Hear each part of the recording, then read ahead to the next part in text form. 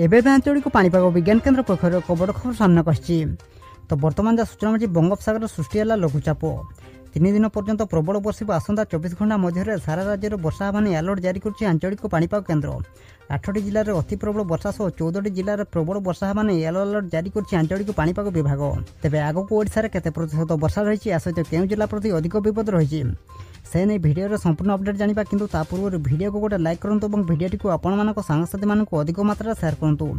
ଯଦି ଆମ ଚ୍ୟାନେଲରେ ଆପଣ ପ୍ରଥମ ଥର ଭିଡ଼ିଓ ଦେଖୁଛନ୍ତି, ଚ୍ୟାନେଲକୁ ସବସ୍କ୍ରାଇବ୍ କରି ପାଖରେ ଥିବା ବେଲ୍ ଆଇକନ୍କୁ ପ୍ରେସ୍ କରି ଅଲ୍ ନୋଟିଫିକେସନ୍କୁ ଅନ୍ କରି ରଖନ୍ତୁ, ଯାହାଦ୍ୱାରା ପ୍ରତ୍ୟେକ ଦିନ ପାଣିପାଗ ସମ୍ବନ୍ଧୀୟ ଲାଟେଷ୍ଟ ଅପଡେଟ୍ ଆପଣମାନେ ସର୍ବପ୍ରଥମେ ଆମ ଚ୍ୟାନେଲ ମାଧ୍ୟମରେ ପାଇପାରିବେ। ତେବେ ଚାଲନ୍ତୁ ଲେଟ୍ ନକରି ଖବର ଉପରେ ଫଟାଫଟ ନଜର ପକାଇବା। ସୂଚନା ଅନୁଯାୟୀ ଆସନ୍ତା 3 ଦିନ ଯାଏ ମତ୍ସ୍ୟଜୀବୀଙ୍କୁ ସମୁଦ୍ର ଭିତରକୁ ନ ଯିବା ପାଇଁ ବାରଣ କରିଛି ଆଞ୍ଚଳିକ ପାଣିପାଗ କେନ୍ଦ୍ର। କିଛି ଜିଲ୍ଲାରେ ଘଡ଼ଘଡ଼ି ସହ ବିଜୁଳି ବର୍ଷା ହେବା ନେଇ ପୂର୍ବାନୁମାନ କରିଛି ପାଣିପାଗ ବିଭାଗ।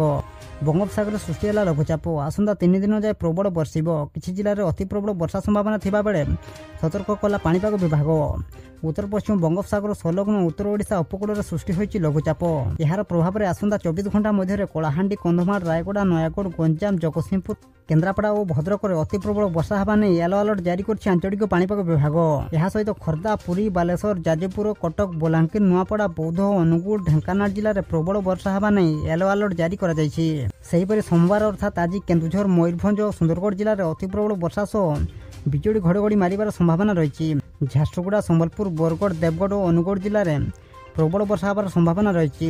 ଲଘୁଚାପ ପ୍ରଭାବରେ ସମୁଦ୍ର ଅଶାନ୍ତ ରହିବ। ଏହାକୁ ଦୃଷ୍ଟିରେ ରଖି ଆଗାମୀ 3 ଦିନ ପର୍ଯ୍ୟନ୍ତ ସମୁଦ୍ର ଭିତରକୁ ମତ୍ସ୍ୟଜୀବୀମାନଙ୍କୁ ନ ଯିବା ପାଇଁ ବାରଣ କରିଛି ଆଞ୍ଚଳିକ ପାଣିପାଗ କେନ୍ଦ୍ର।